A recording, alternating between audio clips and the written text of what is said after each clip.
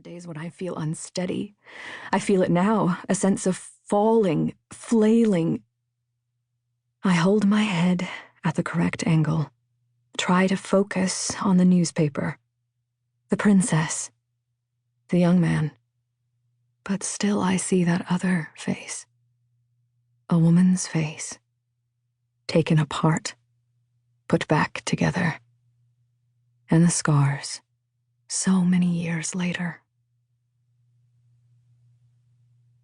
1.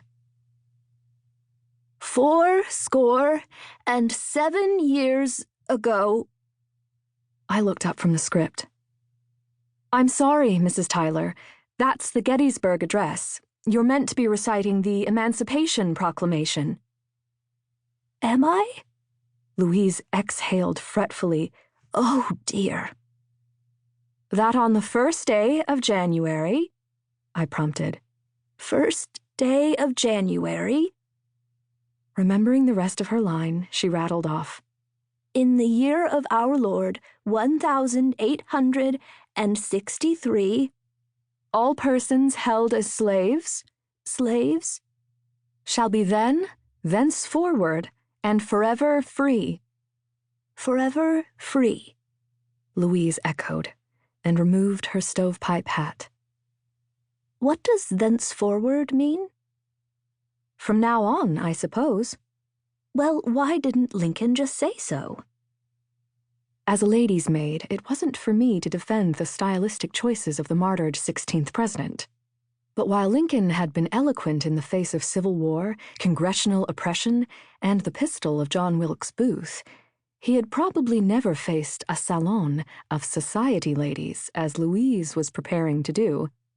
In fact, he rarely visited the city, which had twice refused to vote for a Republican seen as insensitive to the commercial benefits of the slave trade. However, it was the 50th anniversary of the Emancipation Proclamation, and New York had embraced its commemoration with gusto, which was how Louise found herself balancing a makeshift stovepipe as she struggled to recite Mr. Lincoln's great speech. Bored by the traditional dinner parties, the city's great ladies were keen to display their artistry in different ways.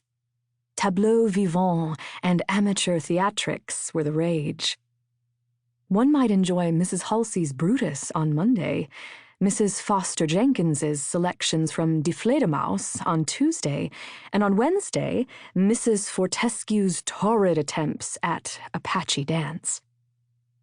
And so, led by Dolly Rutherford of Rutherford's department store, the newest and most ostentatious of the ladies' shopping paradises, which billed itself as the place where every American beauty blooms, my employer, Louise Tyler, and others were to perform stirring scenes of the Emancipation in a week's time. Being tall and willowy, Louise had been chosen to play the great emancipator himself. This was an honor that one might have thought due to the hostess, but Mrs. Rutherford was round of figure and short of stature. At one point it was suggested she play Harriet Tubman, but in the end she had accepted the almost equally, if not more, important role of Mary Todd Lincoln. The part of Harriet Tubman went to Mrs. Edith Van Dormer. Having died earlier that month, Mrs. Tubman would be spared that performance. Now Louise sank into an armchair and gazed out the window at the mid-March morning. The calendar might say spring, but the chill air and dull skies showed that winter had not yet loosened its grip. A fire burned nicely, and the remains of Louise's breakfast tea sat on the table beside her. The townhouse in the East 20s was quiet, as William Tyler, her husband of 8 months, was in Washington with Louise's father, Mr. Benchley. There were rumors that Woodrow Wilson was working on a new sort of revenue system, a tax on actual income. The more one earned, the more one paid. Some considered this a monstrous assault, including Mr. Benchley, who had many friends in Washington and had gone to urge them to fight the president's plan. He had taken his son-in-law and newly minted attorney with him, leaving Louise on her own.